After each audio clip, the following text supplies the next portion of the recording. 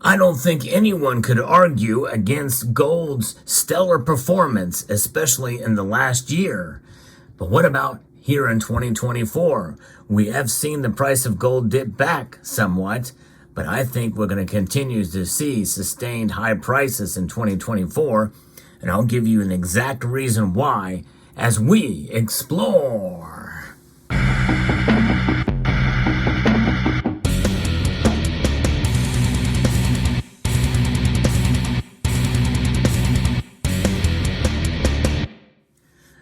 Gold's proposition against almost any other commodity has been very good, especially against silver. But nonetheless, silver is a good metal to have in your portfolio as well to diversify. But I'm encouraging people to consider gold because it is a more stable store of value. And that is borne out to be the case, especially with what central banks have been doing. I'm going to be talking about how central banks have provided the one stopgap safety measure against a falling gold price in this video. But first, let's talk a little bit about what is another factor that has caused gold's price to go up. Well, I think we're seeing a lot of geopolitical uncertainty out there. We also have the inflation of this. More of these have been printed with multiple rounds of quantitative easing. And even amidst quantitative tightening, they're only bringing back or deleting essentially digital representations and physical representations of these notes at a very small scale compared to how many have been printed over the last couple of years. So that's why we've had sustained and even increasing consumer price index. And that is the measure of inflation. It is now resting at 3.4%. And most feel that we're going to see gold really start to amp up its increases once the Federal Reserve lowers rates. Right now, they are holding and paused at the high interest rates that we've been seeing. Amidst that kind of environment that we've seen fairly aggressive interest rate hikes over the past year or two, gold has still held its own. In fact, it has actually topped and increased to a nominal high of $2,100. That if you were here and followed my channel, I do a market watch every Sunday night, and we witnessed it live, that increase in gold's price of $2,150, $2,150 for a brief moment of time. It was quite an interesting and exciting evening, I must say. That number did not last long, but nonetheless, even though the price has come down, we know that central banks are holding it, and they are likely to continue. I'm going to be referencing an article that was sent to me by a member of the community, and that is referencing Shift Gold. The first half of 2023 was a record-breaking moment for central bank gold buying, led by none other than China and Russia. Organizations like the World Gold Council reported a staggering increase compared to 2022. On a year-to-date basis, central banks have bought an astonishing net 800 tons, 14% higher than the same period in the previous year.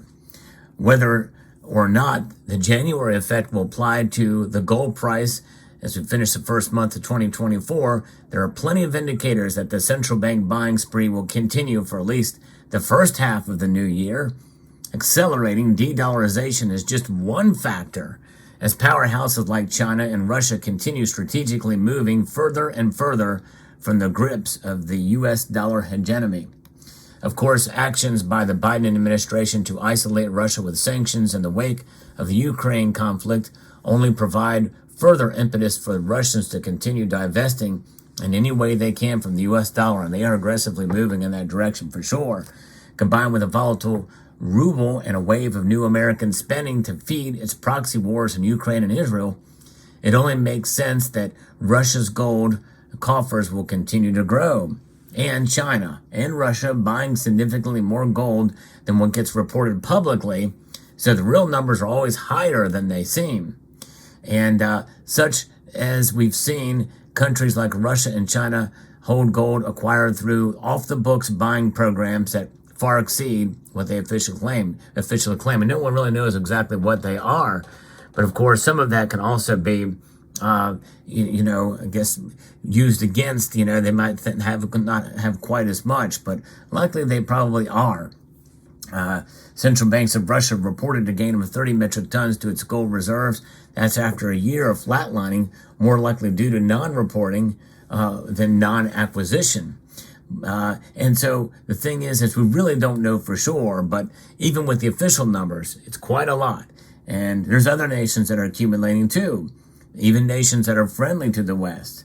For more central bank gold buying fuel, the Fed, claiming victory against inflation, is actually giving up fighting on it, especially since we've seen it tick up to 3.4% recently. The Fed knows it backed itself into a corner and has no choice but to lower rates in 2024. And I think they're going to probably do that maybe June or July, which means central banks will need a way to hedge against those easier money policies. And while the Fed's balance sheet shrank in 2023, it didn't even come close to closing the gap between the trillions it added during the COVID era. Exactly. It's a drop in the bucket. Of course, that wouldn't stop Powell from running his victory lap at the 2023 final post FOMC press conference about stopping rate hikes.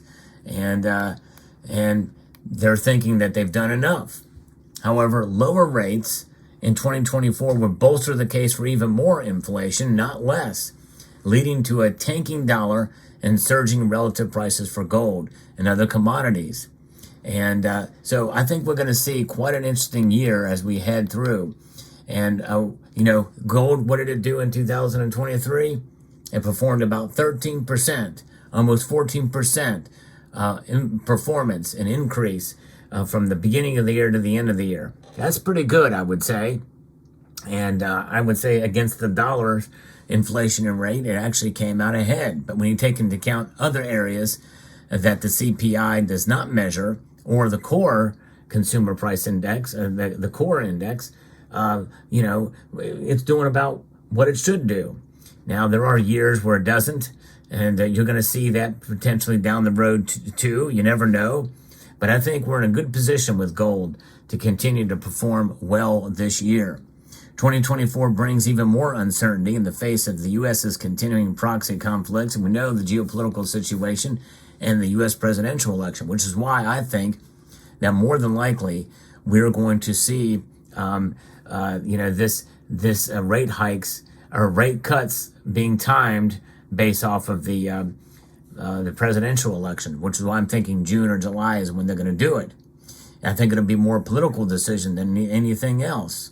We have had candidates talk about moving more towards a commodity-backed currency or even a gold-backed currency, or a gold being a part of it.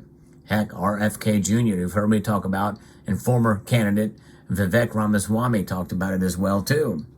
And Ron DeSantis, former candidate, came very close to doing it. So very interesting indeed. So we'll see what happens. It's a very fascinating thing. If you join content like this, where I try to bring you the latest news and analysis on the precious metals complex, I hope you would consider pressing that like button down below. It does help the channel out. And if you subscribe to the channel, you'll get all the latest news, as I do post videos on a daily basis. Only do it if you find value in the content I provide here. And but yes, gold is quite an intriguing metal. Now, most central banks, when they store gold, they store it in contract-sized bars, such as a 400-ounce bars. Imagine walking into a gold vault and seeing those huge bars. I've actually seen them before at the World's Fair of Money, the United States Mint, and brought a stack of them in, and was not able to get close to them. But they did have them on display. And it's quite intriguing to see those bars. Just amazing. And the weight, the density of gold is quite amazing. And they really got to have those bars stored in a special way with reinforced shelving so as to not just break through it. And but the little tiny bar like this is just a drop in the bucket of all the gold that is held in central banks out there. But the thing is gold is rare enough that you hold your own gold, you are essentially becoming your own central bank. And that is one of the big draws for holding gold and buying gold. It is about being your own central bank against the system, which means that really no matter what the price does, well, if central banks around the world are not going to be selling their gold if the price of gold goes down, you probably shouldn't either. Hold on to your gold. It's wealth outside of the system. Wealth measured in ounces, not necessarily dollars. Again, price is important, but in reality, it's about having that ultimate insurance policy against the possibility that the dollar very well may implode. And that's just it. I think that's probably what's going to happen, is the dollar may kind of implode upon itself to where it'll have to be reset. And I think that potentially could come, which means if it's reset, there's going to be revaluation that's going to be coming to gold. And that very well could be the case that we may see in the near future. That could be tied into a central bank digital currency. I think we're years out from that, but nonetheless, they are looking and they are planning it. There's no question that they're planning it for sure, which is why we have what's known as Fed Now. That system is in place. You don't hear much about it nowadays, but that is the rail system. That is the framework for a central bank digital currency. And central banks is the theme of this video. And that is going to sustain higher prices because that's a lot of gold that's outside of the market.